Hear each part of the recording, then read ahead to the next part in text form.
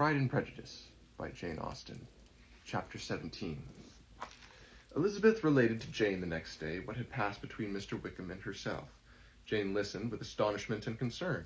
She knew not how to believe that Mr. Darcy could be so unworthy of Mr. Bingley's regard, and yet it was not in her nature to question the veracity of a young man of such amiable appearance as Wickham.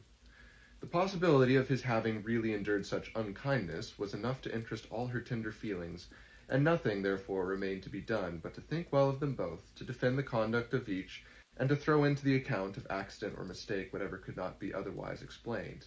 "They have both," said she, "been deceived, I dare say, in some way or other, of which we can form no idea. Interested people have perhaps misrepresented each to the other. It is, in short, impossible for us to conjecture the cause or circumstances which may have alienated them without actual blame on either side."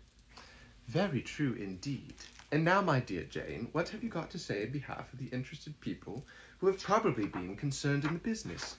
Do clear them, too, or we shall be obliged to think ill of somebody." "Laugh as much as you choose, but you will not laugh me out of my opinion. My dearest Lizzie, do but consider in what a disgraceful light it places Mr. Darcy, to be treating his father's favourite in such a manner, one whom his father had promised to provide for. It is impossible. No man of common humanity, no man who had any value for his character, could be capable of it.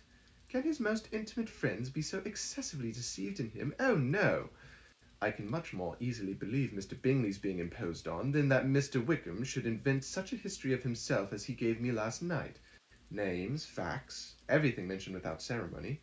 If it be not so, let Mr. Darcy contradict it. Besides, there was truth in his looks. It is difficult indeed. It is distressing. One does not know what to think." "I beg pardon. One knows exactly what to think."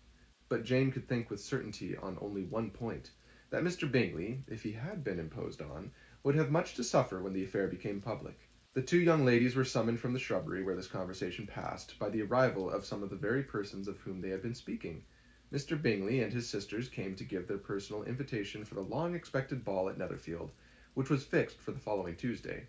The two ladies were delighted to see their dear friend again, called it an age since they had met, and repeatedly asked what she had been doing with herself since their separation. To the rest of the family they paid little attention, avoiding Mrs. Bennet as much as possible, saying not much to Elizabeth, and nothing at all to the others. They were soon gone again, rising from their seats with an activity which took their brother by surprise, and hurrying off as if eager to escape from Mrs. Bennet's civilities. The prospect of the Netherfield ball was extremely agreeable to every female of the family. Mrs. Bennet chose to consider it as given in compliment to her eldest daughter, and was particularly flattered by receiving the invitation from Mr. Bingley himself, instead of a ceremonious card.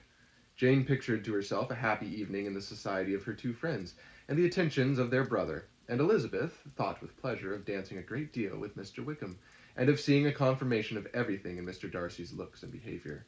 The happiness anticipated by Catherine and Lydia depended less on any single event, or any particular person, for though they each, like Elizabeth, meant to dance half the evening with Mr. Wickham, he was by no means the only partner who could satisfy them, and a ball was, at any rate, a ball, and even Mary could assure her family that she had no disinclination for it. "Well, I can have my mornings to myself," said she. "It is enough. I think it no sacrifice to join occasionally in evening engagements. Society has claims on us all, and I profess myself one of those who consider intervals of recreation and amusement as desirable for everybody." Elizabeth's spirits were so high on the occasion that though she did not often speak unnecessarily to Mr. Collins, she could not help asking him whether he intended to accept Mr. Bingley's invitation, and if he did, whether he would think it proper to join in the evening's amusement.